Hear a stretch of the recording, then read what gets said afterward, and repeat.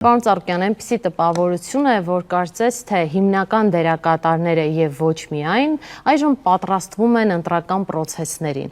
Այդքան էլ կարևոր չի այժմ, դա հերթական թե արտահերթ կլինի, քանզի ժամանակը քիչ է մնացել։ Եվ բնականաբար ձեր աջակիցներն ու համակիրները ինձ չեն ների, եթե ես ձեզ չհարցնեմ, արդյոք դուք մտածել եք մասնակցության մասին։ Ձեր շուտ է այդ մասին խոսելը, որտեղ այլ ժամանակ կա եւ շատ բան կարող է փոխվել, բայց եթե մասնակցելու եմ մի ծրագրով, որը կոչվել է Առաջարկ Հայաստանին։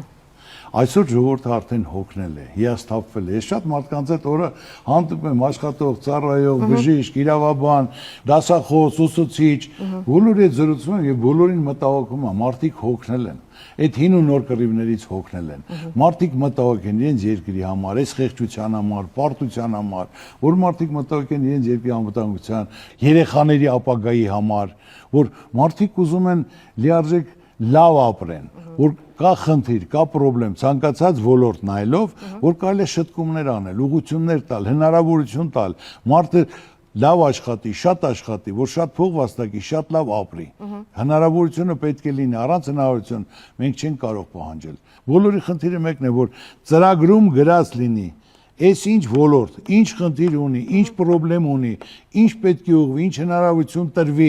եւ լիարժեք ամեն ինչ այո անելով ինքը այդ պրոբլեմը տեսնում, որ դա մենք գիտենք եւ մենք իրեն հնարավորություն ենք տալի, որ ինքը աշխատի, կարողանա զարգացնի, հզորացնի։ Դրա համար ծրագիրը պետք է կազմի, ոչ թե ով ինչ ուզեց կազմեց դրեց, այլ հարկավոր է ճիշտ մարդ, ճիշտ մասնագետ, փորձ ունեցող, պրակտիկա ունեցող մարդ, որը լիարժեք կարող է դա կազմել, ներկայացնել։ Կարմիր դիպլոմով լինի, Հարվարդ ավարտած լինի, եթե պրակտիկորեն նա չգիտի տվյալ մեր երկրում, մեր ոլորտում մարդկանց տեսակետը, մոտեցումը, աշխատանքը, խնդիրն ու պրոբլեմը, դա լուծում չի կարող։ Մարդը այդ կյանքում պետք է ապրած լինի, այդ ոլորտում տեսած լինի, խնդիրն ու պրոբլեմը հասկանա։ Դրա համար պետք է այդ ոլորտի հիմնական տնտեսագետներին, մասնագետներին հրավիրվի, խոսեն, քննարկեն, ասեն, հանրությանը տվյալ ոլորտի մարդկանց հետ լսեն, քննարկեն, նոր օրենք ընդունեն։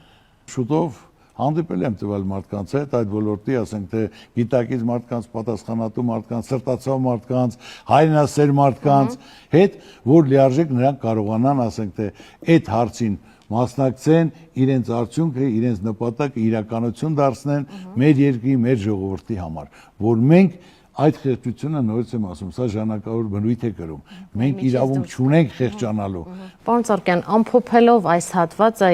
ես փորձեմ ձեր ուղերձը եւս մեկ անգամ հստակեցնել։ Դեռ վաղ է ընտրությունների մասնակցության ձևաչափի մասին խոսել, բայց եթե մասնակցեք, դուք մասնակցելու եք Առաջարկ Հայաստանի ծրագրով, որը փաստորեն յուրաքանչյուր քաղաքացուն, յուրաքանչյուր ընտանիքին այսպես հասցեական տեսնելու են խնդիրների լուծման ճանապարհը։ Եվ երկրորդ հատվածում նաեւ մատնանշեցիք, որ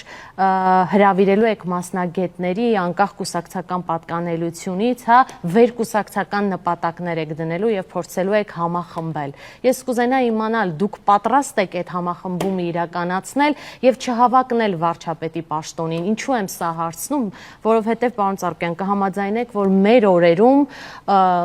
ով խոսում է ինչ-որ բան առաջարկում է, միայն իրեն է տեսնում վարչապետի պաշտոնում եւ հենց այդտեղ համախմբման ամբողջ ծրագիրը փակվում է եւ ձախողվում։ Ձեր ուղերձը ես ճիշտ հասկացա։ Այո, բայց ամենակարևորը ես պատրաստ եմ կազմակերպելու, համախմբելու, ներկայացնելու ամբողջ աշխարհի մեր հայությանը, սփյուռքյան հայությանը, տեղի հայությանը, անհրաժեշտ իրենցից խորհուրդներ լսելու, ծրագրին մասնակից լինելու, կազմակերպելու աշխատանքին, տվյալ գործունեությանը պարտադիր չի, որ դու կարողանաս կազմակերպել ծանոթ բարեկամով։ Մարդը կարող է պատել ինքը չի ցանկանում կուսակցական լինել, բայց ինքը լավ մասնագետ է, իրա ցավն էլ տանեմ։ Դրա համար եմ ես ասել, որ այսօր կուսակցությունները լիարժեք արդեն իրենց հավատքը կորցրել են եւ ոչ մի կուսակցություն չի կարող, ասենք թե մենակ այս երկիրի անվիճակին է, որ այս վիճակից հանելու։ Դա ուզում է հինը լինի, ուզում է նորը լինի, այլ անհրաժեշտ է վերկուսակցական մի ուժ ստեղծելու, համախմբելու գաղափարը, միտքը, հայրենասիրությունը, որ սա այսօր անհրաժեշտություն է, այսօր մենք կանգնած ենք անդունդի եզրին։ Այսօր մենք պետք է կարողանանք կազմակերպել, ստեղծել այդ վեր ուժը, որ կարողանա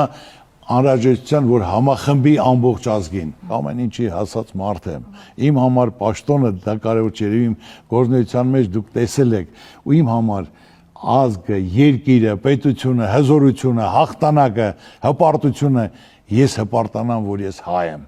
որ դրոշը բարձրանա, հիմնը հնչի, հպարտորեն դու կանգնես աշխարհին նայելով, որ ես հայ եմ, այլ ոչ թե դու ամաչես, որ դու հայ ես։ Հիմնական իմ խնդիրը ես պատրաստական եմ այո հրավիրելու, ասելու,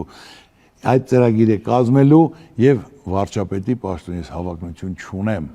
Իմ հիմնական նպատակն է, որ իմ երկիրը հզոր լինի, իմ երեխաները, իմ թոռները խեղճացած չլինեն,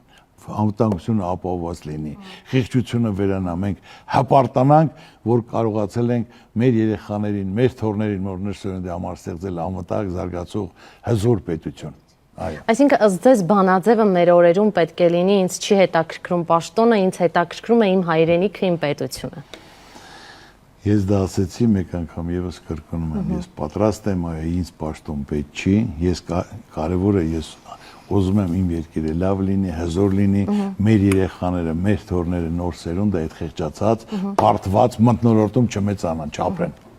Իմ ցանկությունը սա է։ Շատ լավ, շնորհակալ եմ, պարոն Ծառուկյան, ավարտենք թերևս մեր զրույցը խորհրդանշական մի թեմայով, որը ելի վստահ է մեր բազմահազար հայրենակիցներ, ոչ միայն Հայաստանում, այլև Սփյուռքում եւ ինչու ոչ, նաեւ ոչ հայեր, հա, անհամբերությամբ սպասում են, խոսքը Քրիստոսի արձանի շինարարության մասին է։